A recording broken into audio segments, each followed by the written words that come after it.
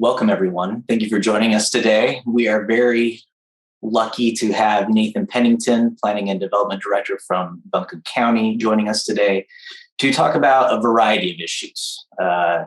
County's comprehensive plan update, electronic plan review software, some development trends, and then finally issues related to subdivision approval. So just a couple of ground rules. You'll notice you are unable to unmute yourselves. That's because we do have a lot of people registered for today.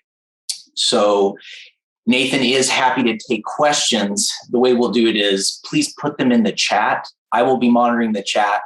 And at the end of Nathan's presentation, I will pose the questions from the chat to him. Without further ado, Nathan, feel free to share your screen and take it away. Okay, good afternoon, Lotsar. Happy to be here today. Let's go ahead and queue up the presentation.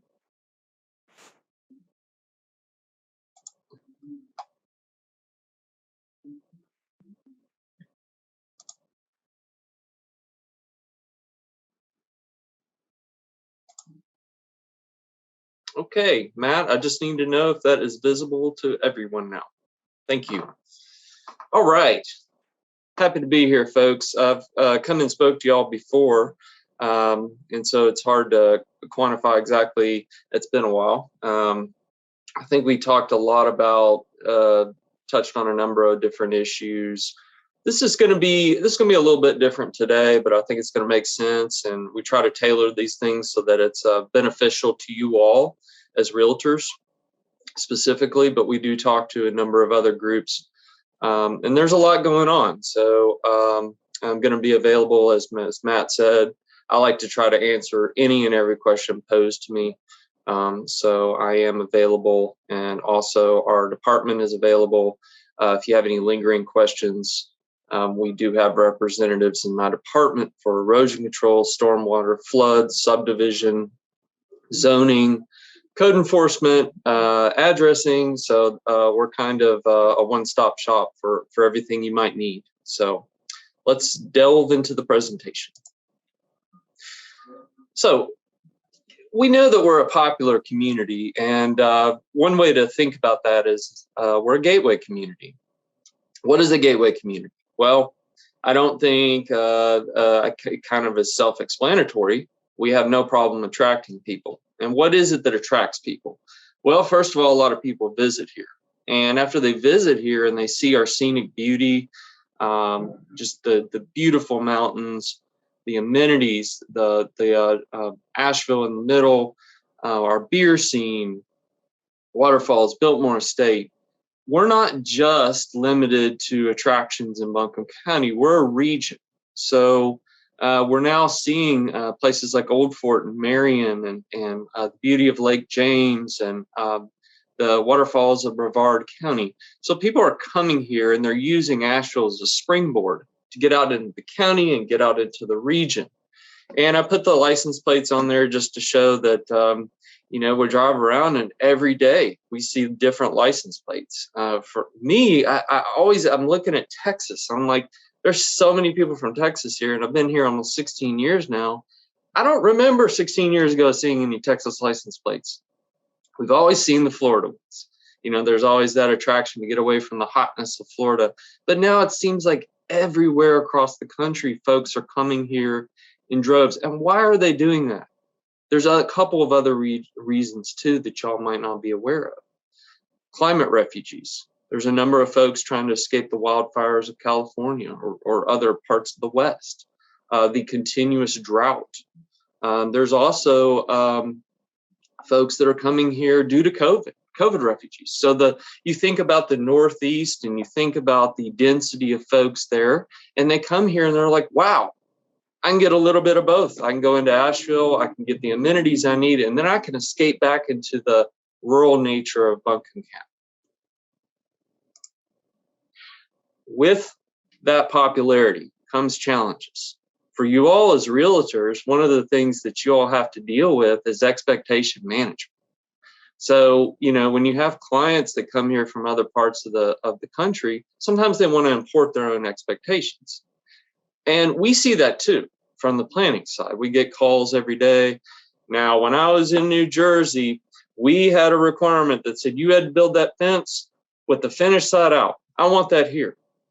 And sometimes those expectations don't work in our area. I had a lady call me up the other day, and I'm going to show you something on this next slide you'll really appreciate.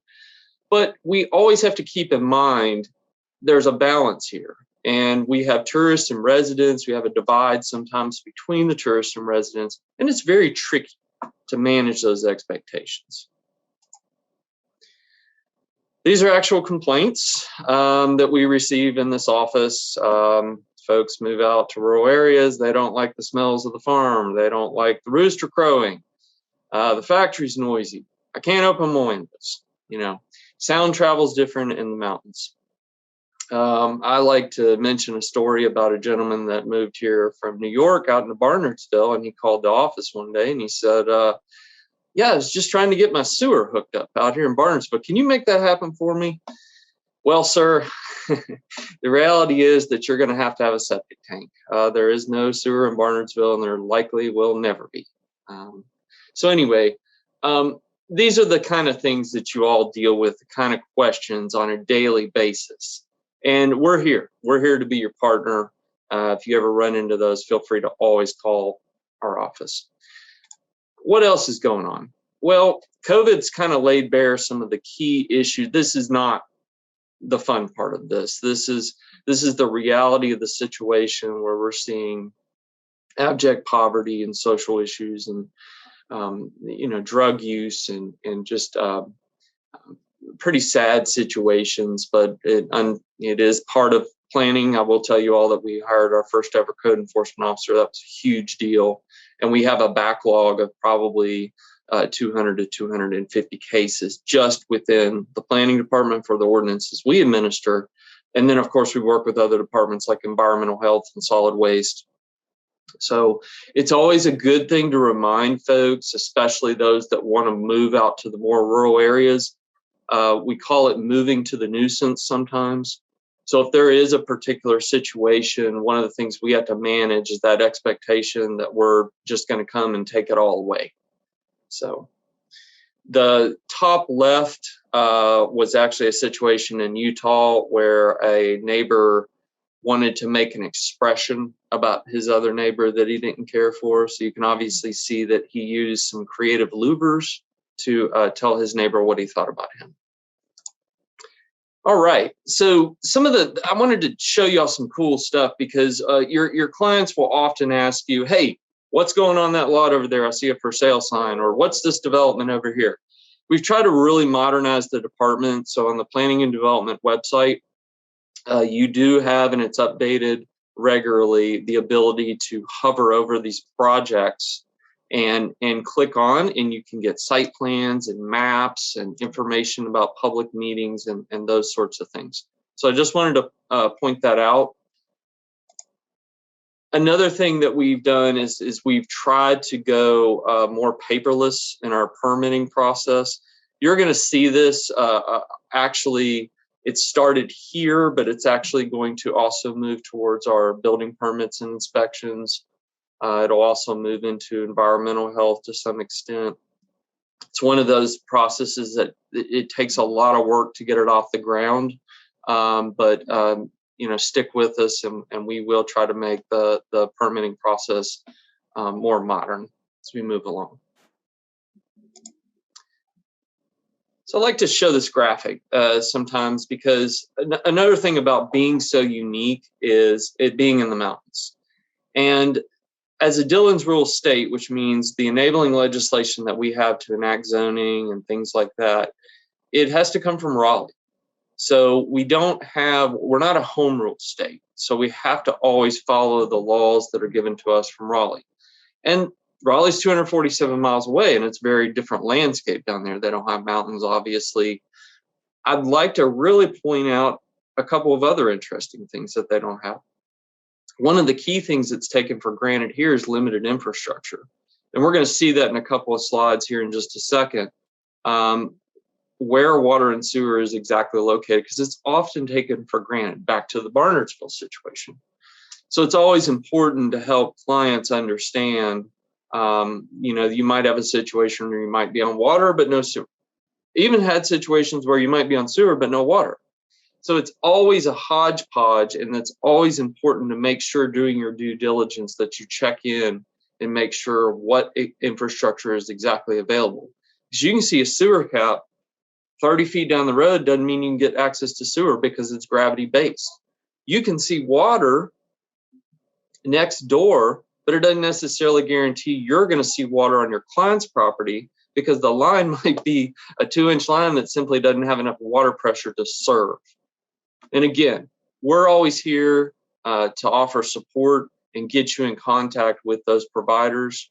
MSD, obviously, they're our Metropolitan Sewerage District and provide the sewer services, but water gets tricky because it's not just the city of Asheville that serves, it's all your municipalities.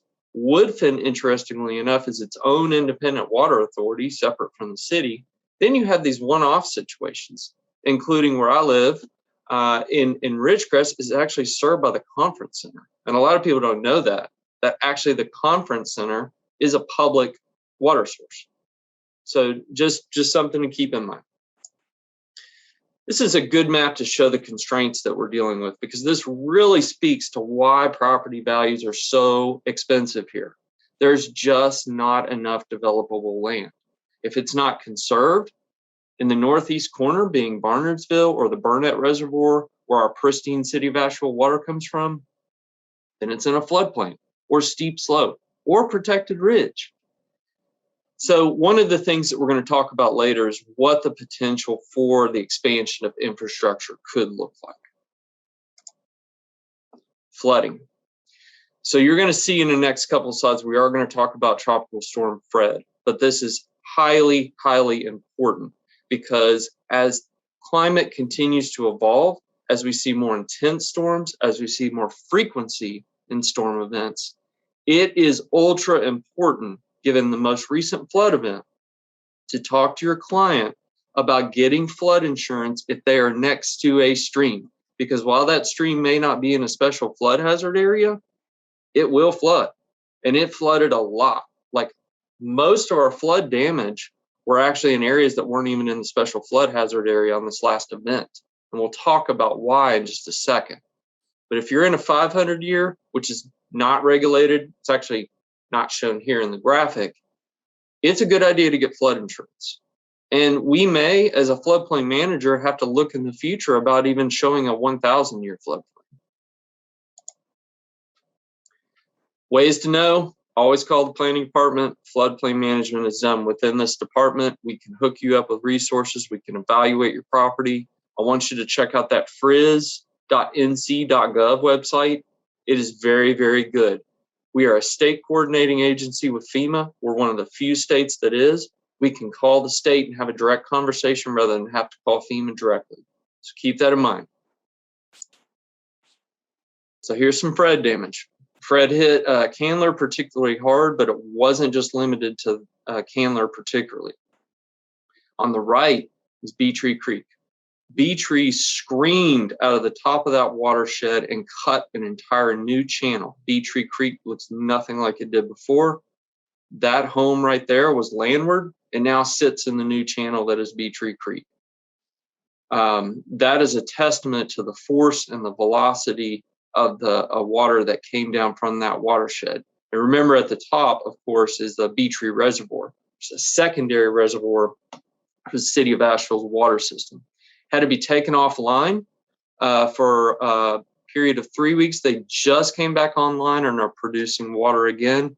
And the reason it had to come offline is the reservoir was full of just turbid water, branches, logs, all kinds of debris.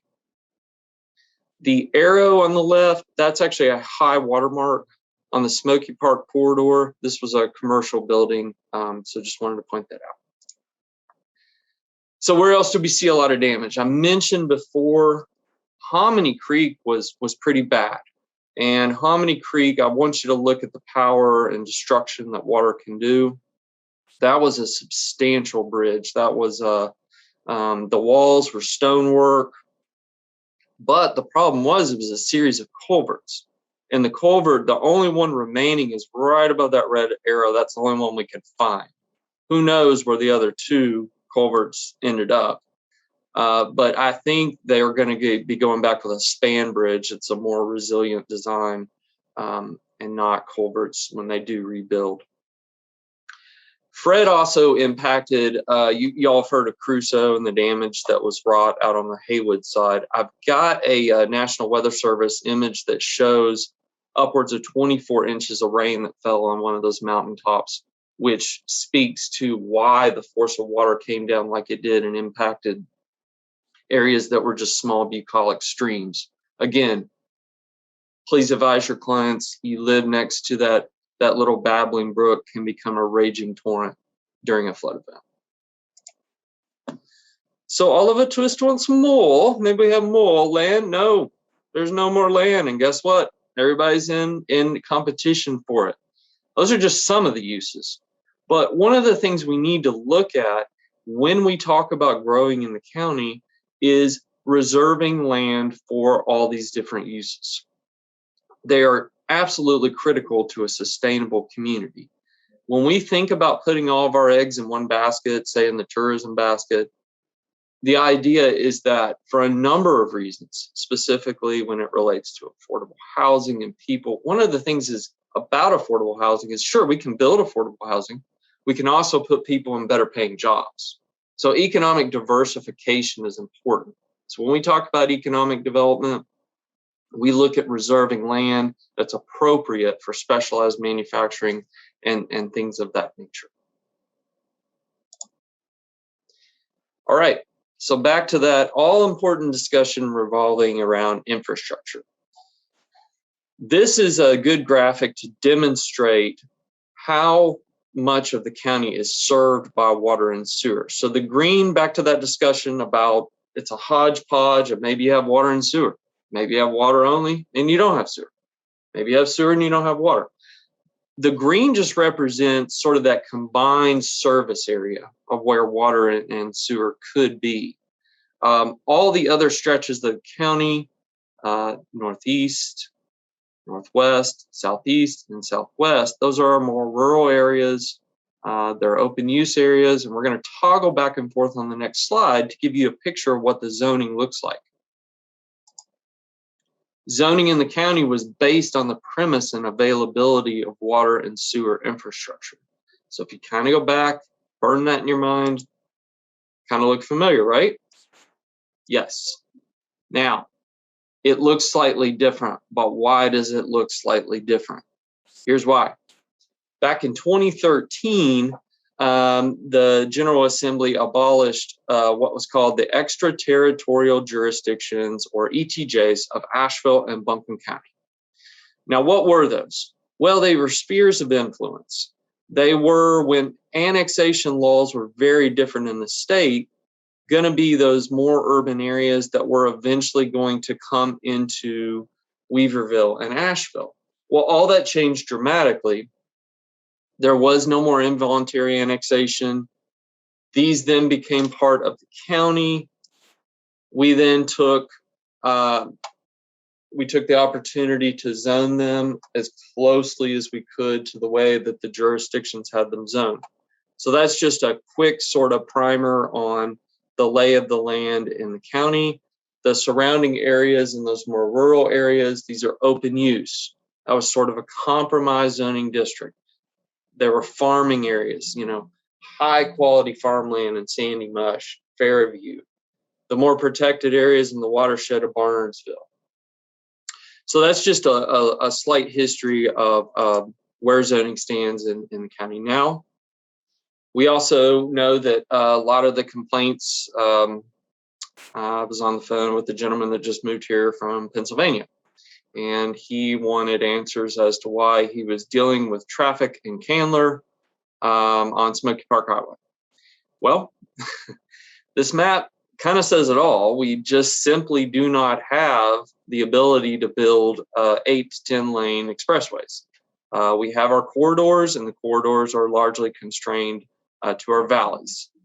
And that's pretty much what we're going to have to plan around in the future. Now, the idea in the future is that DOT has changed their policy to include more multimodal transportation. So if we move towards thinking about also including a greenway or sidewalk in areas that we want to see them, they will build them as part of the Complete Streets policy. So that was a huge change on the side of DOT. So what else is going on? We mentioned affordable housing before. We never really caught up, and this is a national trend, with the lingering effects of the Great Recession. The other thing is that we simply cannot build our way out of our affordable housing crisis. Now, I'm going to show you a slide in a minute that really speaks to what COVID did to an already terrible situation as it relates to affordable housing. But the demand is just so greatly outpacing the supply. And I don't have to tell you all that as realtors. I mean, how many of y'all struggled to even, hey, I need something to list? I'm sure it's an issue for you. It's just the reality of where we are today. So, industry pressure points. Ouch. Major ouch. So materials are in short supply. You don't even have to look at building materials to know that. You can walk into Target and see shelves that are just empty, or one of only one thing where you had a choice of 5 things before. But everything after lumber started to increase. So not only that, but human capital. So specialized labor. The construction industry is largely maturing as well, and folks are retiring out, and they're not being replaced as quickly as they need to be. There's also tariffs. There was tariffs on Canadian soft lumber. Shipping, cargo, the shipping industry is a mess right now. I mean, just the rent of a cargo container to, say, get ceramic tile out of Italy has just skyrocketed, and that then gets passed on. So the trend is we're seeing 30 to 40% increase to a single family residential and upwards of 50% on commercial projects. I just talked to an architect the other day. He said, I can't get the roofing membrane I need to put on this new factory. I can't get these steel trusses. When you go in Ingalls, you look up and you see the steel trusses, the horizontal ones. He said it's 8 weeks. It's even more. He said 8 months on that membrane. All right, so we're going to jump around a little bit here because I'm trying to capture a little bit of everything for y'all. Given our market, given the fact that the minute something comes on, there's competition for it. There's cars lined up for showings. When you think or when you list a newly created lot, so that starts here. So someone comes in, they want to do a major subdivision of 12 lots. There's a 2-part process to that. There's a preliminary plat and a final plat. The preliminary plat is when you first come in and someone lays out their land. I want my road here. I want my lots to be this size. Leading up into that final plat, there can be any number of changes based on any number of things that could happen. Maybe you can't get the water line on one side and you need to shift it, or you need an easement here, or you need a stormwater control device here. Don't box yourself in. 160D-807 speaks to this, and I'm happy to send this around to you all. What this states is that if you list a property that has not been fully recorded at the Register of Deeds with that final plat, you really need to incorporate these 4 items into your contract. The best advice I can give you all is to not list anything that hasn't got final plat approval. And I'm not going to delve into the specifics of the legal requirements as it relates to you as realtors. You all can bring in one of your attorneys to discuss that. But this is just hey, be aware of this, because you don't want to box yourself in. You don't want to create any type of situation that's going to create a more difficult situation for you all that are already in a difficult job anyway. Remember back to those expectations of your clients. And it makes it easier on us as well, because ultimately we'll get surveyors, we'll get your own clients that'll call us, and then it turns into this complete tussle and rush and things of that nature. So just be aware of that statutory requirement. Let's talk comp plan now. All right, this is the fun stuff. So back in 1998, the county adopted its first comprehensive land use plan, not a comprehensive plan. We're going to talk about why in just a second. Historically, folks have thought about a comprehensive plan just as it relates to land use matters. But it's not just about land use, and I'll show you why here in a minute. In 2006 and 2013, we did updates to this comprehensive plan. We're currently on this 2013 plan. However, and I'm looking for it on my desk, I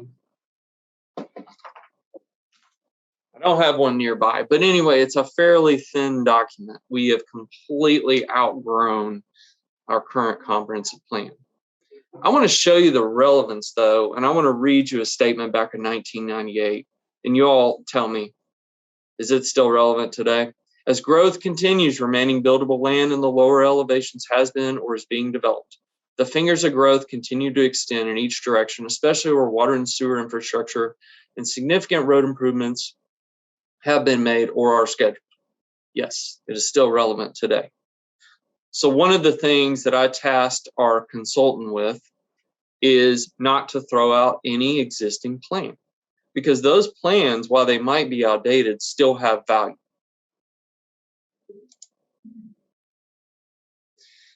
This is just to show that it's new and improved. All right, so the timeline for this. Where we are now is we have selected a consultant, Clarion and Associates. They have a strong North Carolina presence, and they have brought on board a number of local subcontractors, which is great because we need people that understand our area. Back to that slide, showed the mountains, showed the distance from Raleigh. Yes, they are from out east, but they brought in the local people that we needed to talk specifically about our unique topography and about our unique issues. We've seated what's called a steering committee. The steering committee is important because it represents 23 people from across the county in the various regions, the various north, south, east, west. It's a diverse group, and it also brought in subject matter experts.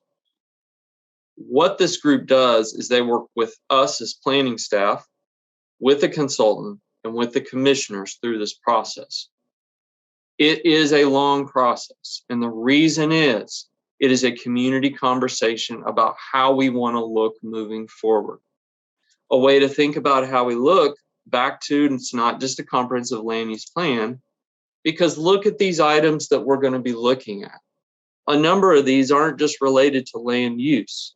This is a 20-year plan of what we want to look like moving forward, where we want to see greenways, where we need to build sidewalk, where we need to focus on climate resiliency and critical infrastructure, critical facilities, things we need to tighten up. Density conversation. There's going to be some very passionate, there's going to be some very interesting conversations moving forward. And there's going to be a lot of voices in the room that don't necessarily agree. We've even brought on someone that specializes in tourism management as a sub-consultant, because obviously that's a part of the conversation as well. So what does that all mean? You make no small plan. So back to not discounting any previous plan. I also want to point out that we can no longer be in the position of doing plans in silos, meaning Asheville needs to communicate with Buncombe County needs to communicate with the municipalities. We need to talk to our neighbors in the region. If you think about MSD and what they serve, they don't just serve Buncombe County, they also serve Henderson County. So reaching out to Henderson County, they're also doing a comprehensive plan right now. Reaching out to McDowell, even Burke. You know why? Because the Fonta Flora Trail comes from Lake James and will eventually come to Asheville. Then a trail will come down and go down to Henderson County through the Hellbender. There's so many different impacts that have to be looked at on a regional basis. So we learn from the past, we improve upon plans, we learn what did not get completed. So what plans just sat on a shelf and did nothing? Yippee, we did the plan. Well, that's only half of it. You got to make the plan happen. and you have to innovate. So we have to be very creative in order to address some of these problems, because these are big ticket items. And we think regionally. I cannot stress that enough. It cannot just be a plan within our own borders. And this is just my funny slide, just to kind of show where planners sit. We're always trying to balance the beam, and elected officials get pulled in those directions as well. You could simply take the development community and switch that out with tourists. You could do any number of combinations, but at the end of the day, we all live here. We've also been a tourist economy for over 100 years. Infrastructure expansion, density, those are going to be tricky conversations. Some folks don't like change. And also, how do we fund these initiatives? So think about the comprehensive plan as a series of goals, objectives, and policies that influence things like strategic plans, and it's a good guidance document for how we fund things in 5-year cycles. That's one way to think about it. So with that being said, that concludes my presentation. And like I said, I am absolutely here to answer any questions that you all may have for me.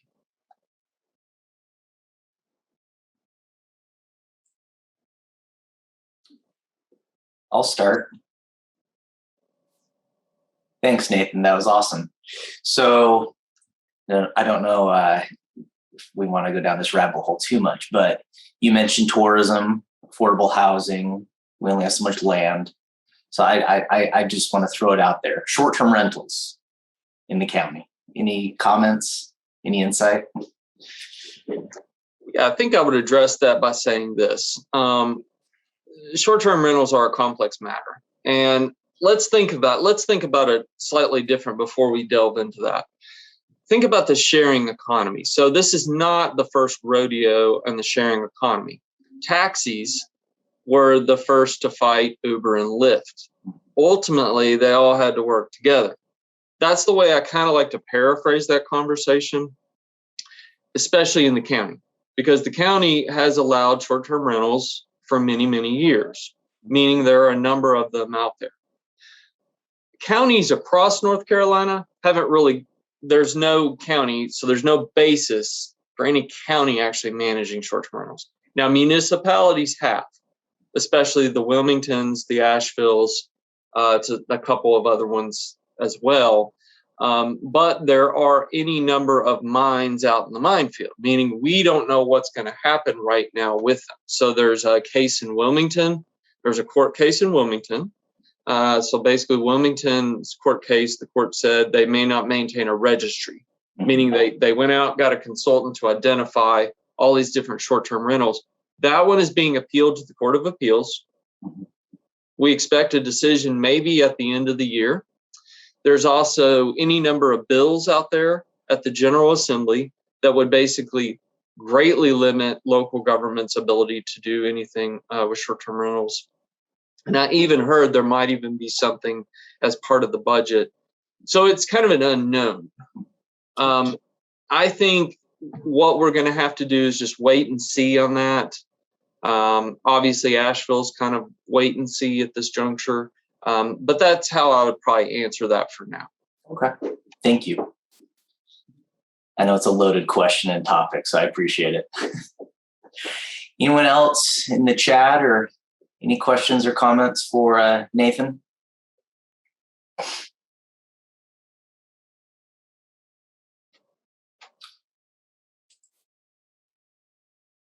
Okay, Robin, I just clicked, and you know what? I think we can, with this many, as long as we don't abuse it, can probably go ahead and allow unmuting. So, Robin, go ahead. You're still muted. Okay. There you go. Hey, Nate, thanks for that presentation and thanks for the work you're doing over there. It's great to see. I guess, as I look at all the conflicts between having more and more people come and being a sustainable climate forward community, but the public, like you had that great slide where all these people are saying no, and, what is the process by which you're trying to help the public understand that some of the NIMBY and all that kind of stuff is really antithetical to their overall, their perception of our community as climate forward and all that kind of stuff?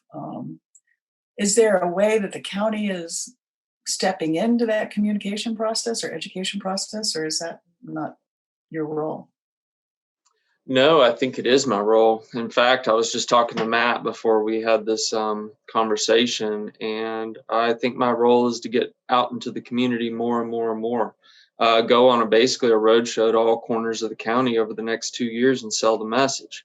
I think that the problem sometimes is the fact that we need to do a better job educating the public. We need to show them levers. If you pull this lever, this could happen. If you pull this lever, that could happen.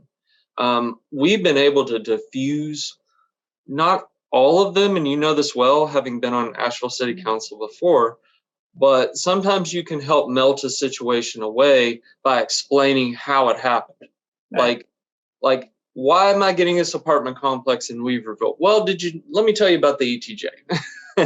So I think that, and sometimes it works, sometimes it doesn't, but that's just the reality. But at least you know that you've done your part to at least educate the public. And then it's educating the newcomers as well and helping them understand why Western North Carolina may not be upstate New York. Right. I don't know if you know the Andrew Jones Climate Interactive tool. It's a really weighing the conversation kind of tool. And I just was curious if it was useful for you. But I really believe that. I hear really good people saying what they want Asheville to be and then standing right in the way of it. And it's like, it's really challenging. I was just curious if you all were charged with some of that. So thanks. I will say, too, that sometimes people pick up a glossy ad that is Asheville and expect Asheville out in the county. So that's been challenging as well. And NEMAC, Jim Fox with NEMAC is one of our subcontractors with Fernleaf. He's helping us a lot with climate resiliency and also working with Land of Sky, because they've been really helpful in doing an assessment on vulnerabilities and mitigation strategies.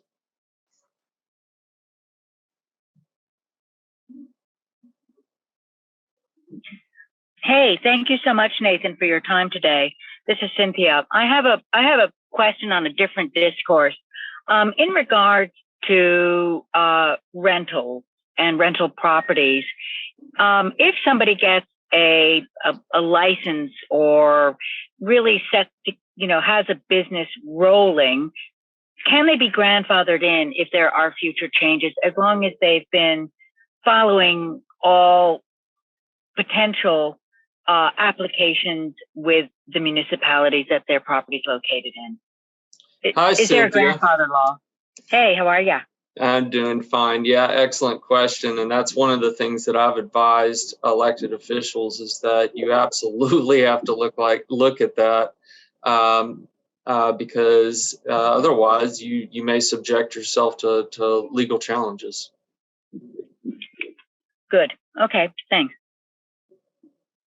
Nathan, I do have a question in the chat for you. How is equity in the county being considered in zoning and planning, especially as a byproduct of our history of redlining and other unfair practices? Yep, so that's a good question. I will say that redlining was definitely, it's seen more in cities. However, understanding the implications of our more urban areas, especially areas like Emma, we have to, so what we did was that we included it as a component, and we actually included it in the request for proposals directly to the consultant. We also made sure that we had representation of as many minority groups, back to that steering committee, because we understand the importance of, and also the county recently adopted a racial equity plan.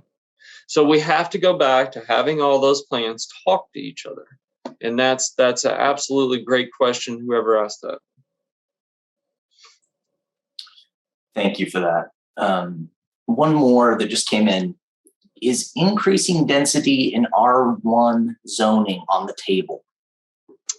Is tearing down a single family home and replacing with multifamily an option that is being considered? That's a good question. Whoever asked that, I like that one as well. So I think what we have to do is we have to say anything and everything's on the table. And the reason I say that is because we have to look at, first of all, where does it make sense to expand infrastructure? So one of the areas that's being studied, and you have to think about what infrastructure can be expanded, economies of scale. So when you talk about sewer, you want it to be gravity system. You don't want pump stations. We don't want package plants. So we know Candler is one area, and we're talking about an entire corridor that's largely inactivated. One of our few remaining corridors that's actually inactivated. Now, R1, I will tell you, that tends to get a little, there's a lot of areas in the county that are not served by public infrastructure.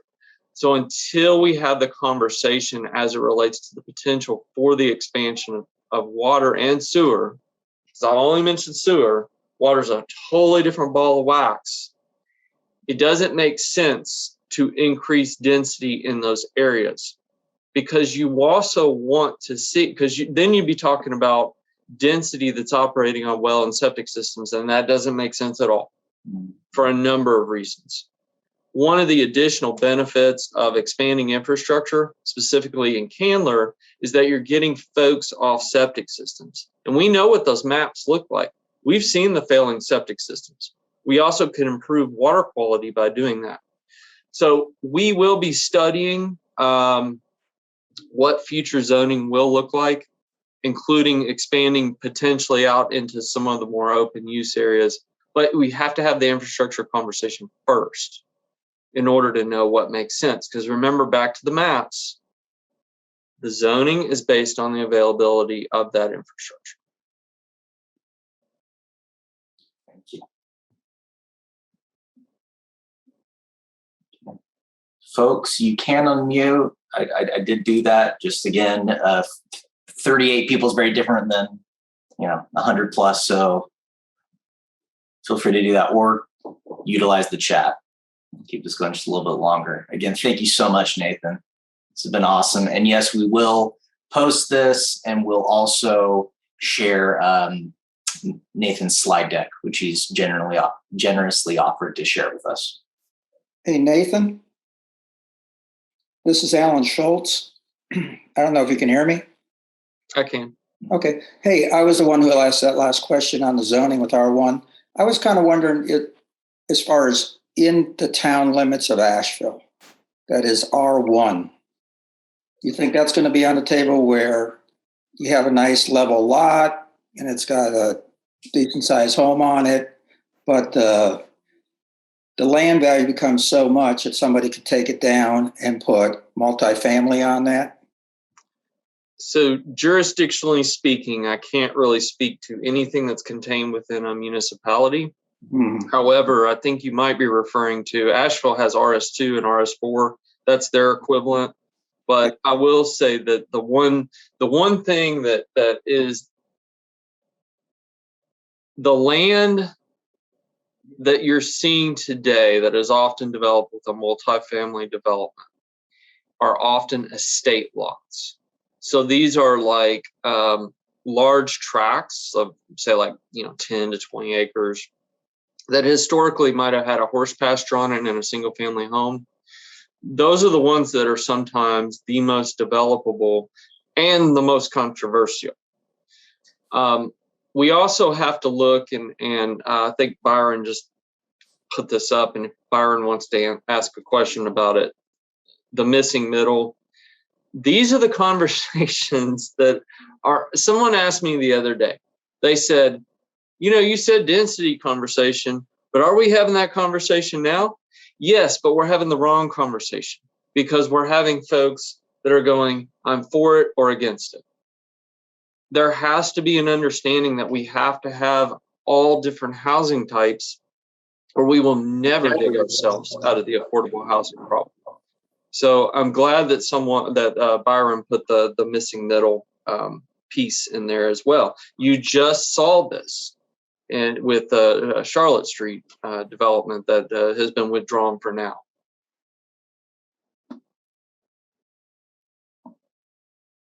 Byron, I saw that you unmuted. Did you want to? Yeah, well, I was just going to comment that we have lots of examples of multifamily and residentially zoned, and yet Asheville hasn't taken the step to correct that issue, because that's one of the ways that we'll achieve more housing is to continue to add multifamily and residentially zoned properties. They're very much aware of it. They just haven't moved on it. You know, one of the things that I think would be really good for us to start talking about is form-based codes, where we're not really talking about, you know, tearing down a single family home and putting up a 12-unit affordable housing, you know, a housing unit, but to say, you know, can something be built that looks like the community around it, rather than like having these prescriptions that then really change the way that community looks. Form-based codes basically said, unless it's toxic or dangerous or there's certain constraints, you can't do that here, but build the thing to fit the community. You know, and there's certain areas we've got these huge homes that you've got two people rambling around in and they're not really working. We don't want to necessarily tear those houses down and put in a housing development, but what if that could be divided to a multifamily unit that really worked, you know? So I'm always been really interested in the idea of this form-based codes and how you can kind of get the best of both worlds, because what people really complain about is how things look in their community. You know, you can't keep somebody being, if it's a single family home, you have 12 kids and they all decide to live there, you can do that, right? So what's the difference if 12 individuals live there or 6 couples live there? So it's like tailoring it to the space rather than restricting it to the title. And I think a lot of cities have had a lot of success with that kind of situation. I have a quick question for Nate. When we have questions that come up, is your office better at emails or calling the planner of the day, or how do we best communicate in an efficient manner for your staff? Well, I'm old school. I'm Generation Xer, so I'm kind of this odd mix of paper and digital. Now, the millennials in the office love the emails. The planning info gets right to them, but you're free to do whatever you want, Byron. You can call, you can email. We're open to the public, by the way. So we, you know, whatever works for you, we'll respond to it. Great. Thank you. You are always very responsive. I was just curious about the rest of the staff, how they prefer. Yeah, no problem. I think it's generational. I really do. But to someone, Robin's point earlier too, one thing I wanted to mention back to the form, with form-based code, you actually need an identifiable form for that to work. With largely in the county, we're still sort of painting the canvas, but I will say this. One of the things that we will be looking at is identifying where small area plans make sense. So if you think about some of the place names in the county where you have an identifiable sort of town center, I would say that Swannanoa would be a good one. I would say that Emma, and I would say Candler and Leicester are good ones. If you look at the old Beacon site and the potential for Swannanoa and the fact that they were a mill town and they had the planned community. They had the town center and the residences that came off like spokes north of 70, Grovemont.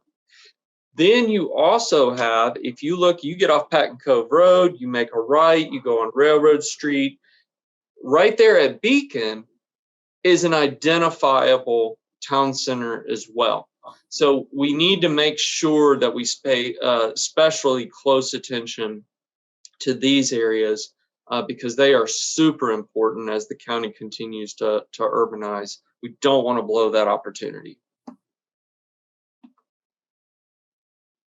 I do have one more for you here in the chat, Nate. is there any indication that composting toilets or other new green alternatives that are not currently allowed are being considered as a part of the conversation, creative thinking? Oh, that's an awesome question. So I'm going to take that question in a couple of different parts. One is environmental health is a delegated position from the state, meaning that we have to follow state standards as they relate to septic and well systems. Secondly, I think I have received this office every day, any number of combinations that I could basically give you a jumble of words and you could just start stringing them together. Hey, I'm from Utah. I want to do 3 yurts. Then I want to do a wedding venue. We're going to have some composting toilets. Oh, by the way, I want an alpaca farm and I want to grow some hemp.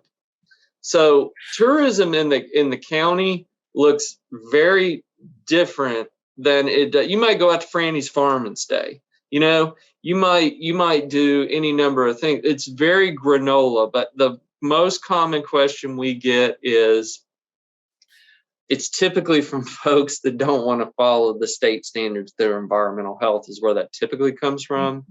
In terms of any movement, I don't expect any. That's fairly rigid from the state. I've stayed at a commune before in East Tennessee that had a composting toilet, and there are some things that have to be done in order for those to actually work efficiently. And I think that's the state's main concern, because if you don't cover it with lime and do any number of things, then you're going to have a problem. I have another quick question, if that's okay. Size, square footage. What's being discussed within the Asheville city limits? What is the new minimal square footage for, let's say, tiny homes? Can we do those yet? I may have missed it in the news. But let's say somebody wants to put 4 tiny homes, okay, on a 4-bedroom septic. Okay, so Cynthia, again, I can't speak to anything specifically in the city of Asheville's limits, but I can answer your question given that scenario out in the county. Let's talk about tiny homes. First of all, we don't really like to use the term tiny homes because that can mean any number of different things. And here's why. I have a really good memo from the Office of the State Fire Marshal that really explains this whole tiny home phenomenon. So for those of you all that don't know, there was a huge craze, and it's been on any number of shows of folks that like to basically hitch up an RV that looks like a small home and drag it around the country and live in it. An RV is not a home. An RV is a very different beast and belongs in a KOA or someplace of that nature that allows recreational vehicles. There are also what's called park models that look like small manufactured homes. They typically look like small little cabins. Those are also RVs. They are not manufactured homes. So what we tell folks that want to do small homes is we hand them a copy of the Office of the State Fire Marshal Guidance. There's also been some action on part of the General Assembly that tells local governments they cannot restrict the size of homes. So what we tell folks is if you can get septic approval, and septic approval really depends on your ability to do percolation tests on a property and make sure you have appropriate soil, because I can take you up on Highway 9 and show you lots that you're going to hit straight rock after 6 inches of digging into the ground. Then you can do a small home. So that small home could be modular. You could do a manufactured home in some instances, or you could just build a small stick-built home. But the big thing is we get any number of people that have, A, sometimes even gotten ripped off, or B, go to Lowe's and buy a shed and then try to convert it. The problem is they run into the building code. So that's some things to keep in mind whenever you hear that term tiny homes. Thank you. And Cynthia, I put that memo that Nate referred to in the chat if you want to click on that before we wrap up. Well, that was excellent. Thank you so much for covering so many different topics, being open to having people unmute and pose questions directly. We really appreciate your time. Thank you for the opportunity. Like I said, I'm happy to come talk to you. I know so many of you, having had dealings with so many folks over the years that I've been here. So I feel like, I don't know, maybe I'm part of the small family here. Definitely. We'd be happy and honored to have you. So, well, cool. Well, Nate, thank you so much. If there's nothing else, we will wrap up there. And just a reminder, everyone, we will post this with the slide deck within the next couple of days. And Nate, we hope you'll come back soon to talk about comprehensive plan updates. I will, and I will. I need to condense down that slide deck because it's massive in size. So let me convert that to a PDF, and I'll just send that directly to you, Matt, for your dissemination. Perfect. Thank you. Okay. Thanks, everyone. Appreciate your time today. And Nate, thank you so much. And we'll see everyone soon. Thank you very much.